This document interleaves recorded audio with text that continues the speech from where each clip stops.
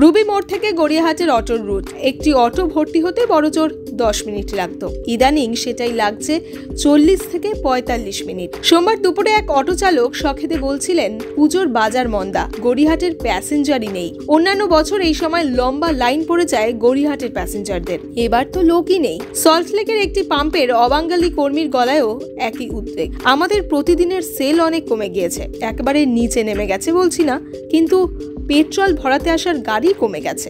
লোকে ঝুট ঝামেলার ভয়ে বেশি গাড়ি বাড়ি করছে না। রোজ মিছিল মিটিং হচ্ছে তো। একটু থেমে আরো বলেন, হয়তো অনেকে সেই মিছিলেই যাচ্ছে। বাতিল করা হচ্ছে অথবা পিছিয়ে দেওয়া হচ্ছে পরপর বিনোদনী অনুষ্ঠান। উদ্যোক্তারা মনে করছেন, এই অস্থির সময়ে কেউ পয়সা দিয়ে টিকিট কেটে অনুষ্ঠান দেখতে বা শুনতে আসবেন না। সেপ্টেম্বরে কলকাতায় নিজের কনসার্ট পিছিয়ে দিয়েছেন শ্রেয়া ঘোষালও। বহু কর্পোরেট সংস্থা তাদের চুক্তি বাতিল করে দিচ্ছে। চুক্তি বাতিল করছে বিজ্ঞাপনী সংস্থাও। তাদের বক্তব্য, মানুষ শান্ত সময়ে কেনাকাটা করে, তারা তখন কনজিউমার হন।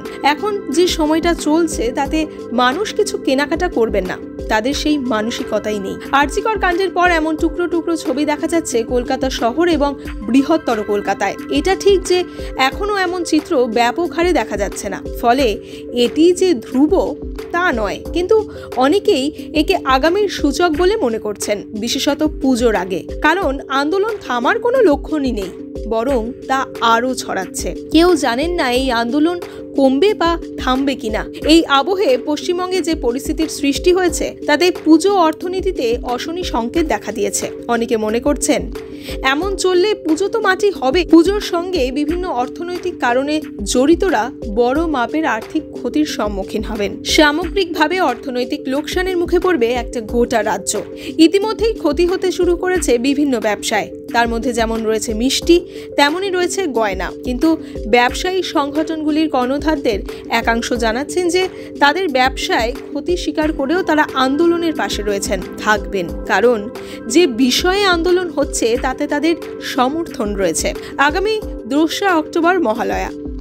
এই সময়ে পুজোর কেনাকাটা শুরু হয়ে যাওয়াটাই চল বাংলায়, কিন্তু গড়িয়াহাট নিউ মার্কেট থেকে হাতিবাগানে দুপুরের পর থেকে ক্রেতাদের ঢল নামে। সপ্তাহ শেষের ছুটির দিন তো বটেই, কিন্তু এবছর অন্য ছবি।